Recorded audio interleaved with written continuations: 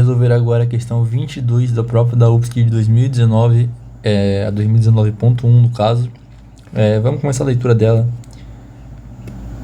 Na figura a seguir estão representadas as retas R e S e a parábola P, tais que S, isso aqui é muito importante, S coincide com a bissetriz dos quadrantes ímpares. O que isso quer dizer? Y igual a X. Isso que ele está dizendo nessa informação aqui, ó. S coincide com a bissetriz dos quadrantes ímpares, certo? É muito importante. O eixo de simetria P paralelo ao eixo das ordenadas, tá certo?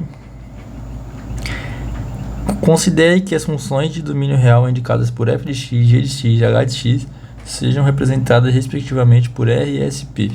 Ou seja, vamos anotar aqui.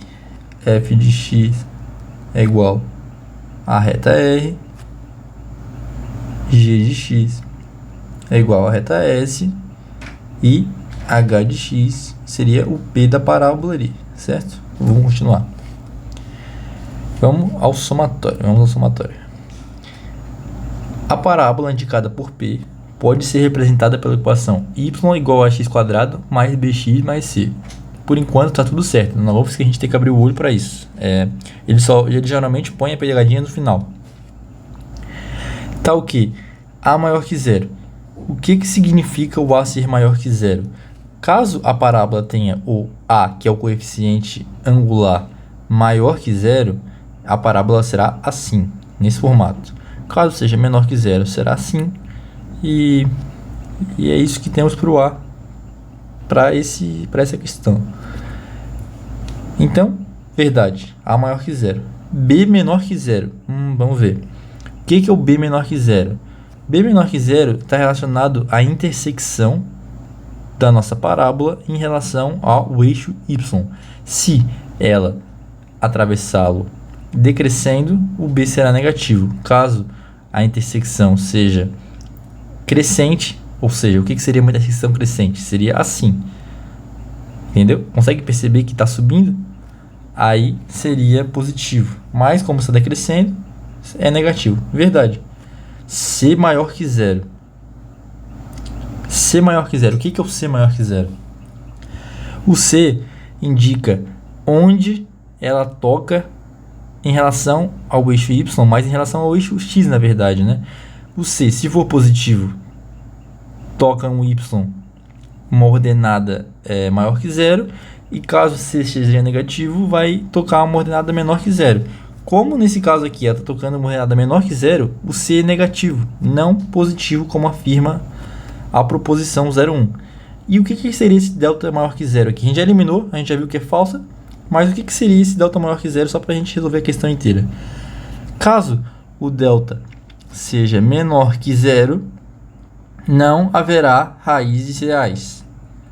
Não haverá raízes reais.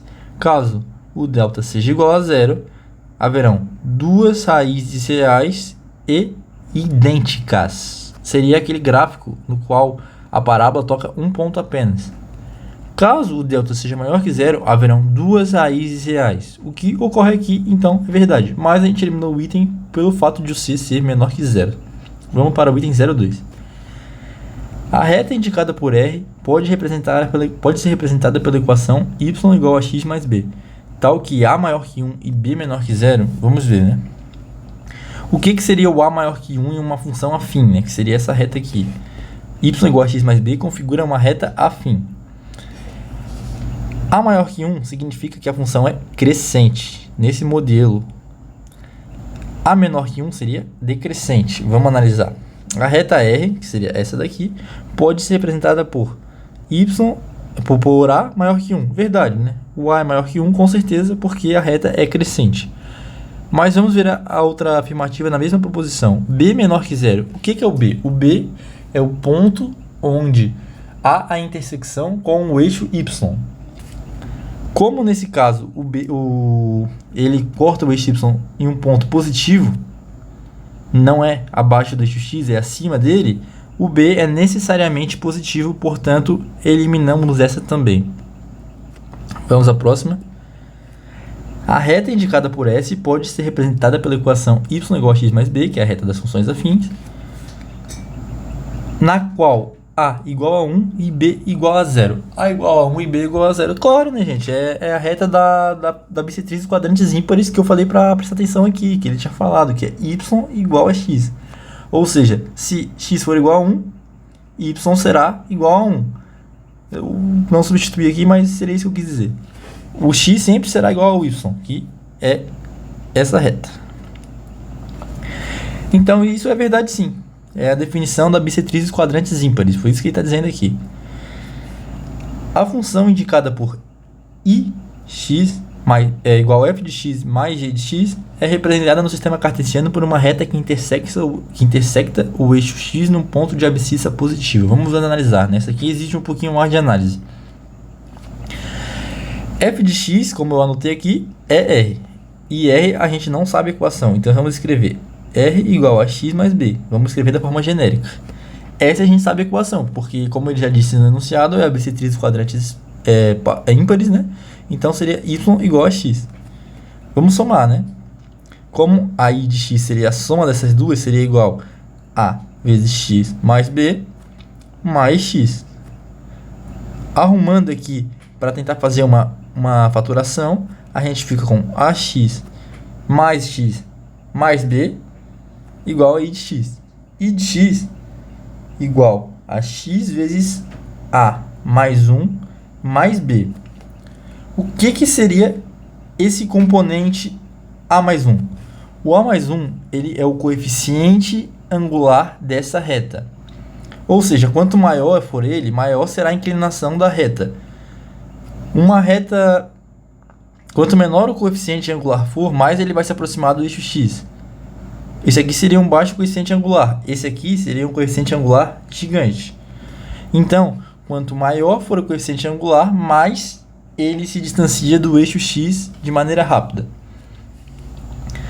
Então, a função indicada por i de x igual a f de x mais g de x é representada no sistema cartesiano por uma reta que intersecta o eixo x no ponto de abscissa positiva.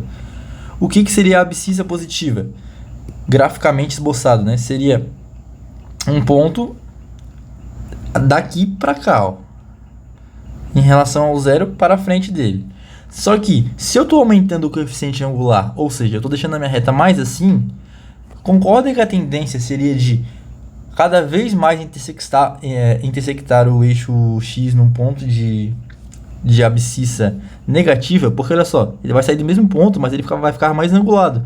Então, ele sempre vai se deslocar para a esquerda, pois a gente teve um aumento de uma unidade em relação ao antigo coeficiente angular. Portanto, essa afirmativa é falsa. Essa aqui eu acho que era mais difícil dessa questão.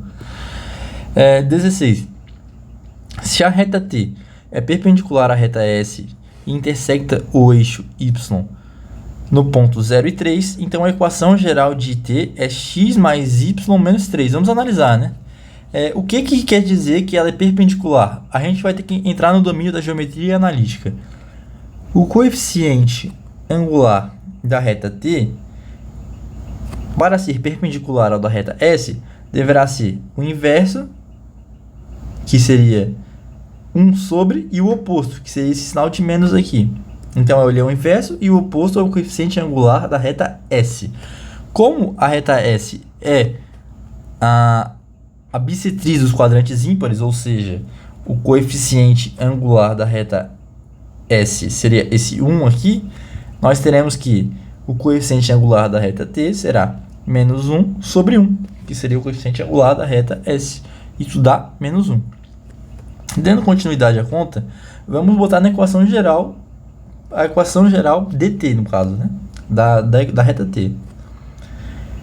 Y igual a menos 1, que a gente já tem, vezes x, mais b. Só que ele deu esse ponto aqui, ou seja, essa reta perpassa esse ponto, o ponto x0 e y igual a 3. Então, vamos substituir 3 igual a menos 1 vezes 0 mais b, ou seja, b igual a 3. Indo mais a fundo agora, vamos substituir tudo de novo. Y igual a menos x mais b. Isso está igual a isso? Não, ainda não. Porque agora, se nós ajustarmos, olha, y mais x, e substituindo, na verdade, desculpa, o b por 3, y mais x menos 3 igual a 0, tornando o item verdadeiro. O gabarito é 20 e eu espero ter ajudado.